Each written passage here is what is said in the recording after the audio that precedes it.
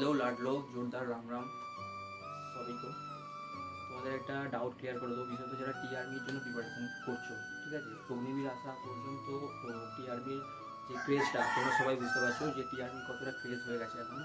ঠিক আছে, যেমন টিআরবির যে গুরুত্ব বেড়ে গেছে সেরকম কম্পিটিশনও হাই হয়েছে, এটা তোমাদের মাথায় রাখতে হবে। ঠিক আছে, তো ছোটো ছোটো বিষয়গুলো একটু অ্যানালাইসিস করে তোমাদেরকে ফিজিক্যালে যেখানে যাবে সেখানে যেতে হবে। ঠিক আছে, সেখানে যেমন হচ্ছে চারখানা এবারে রেজিমেন্ট র্যালি করিয়েছে, আলাদা ব্যাপার। আমাদের চারখানা জোন আর চারখানা রেজিমেন্ট র্যালি করেছে। এবার কোন রেজিমেন্টে র্যালি তুমি যাবে, ঠিক আছে, এটা অনেকটা ম্যাটার করে। এই ছোটো ছোটো অ্যানালাইসিসগুলো তোমাকে করে যেতে হবে।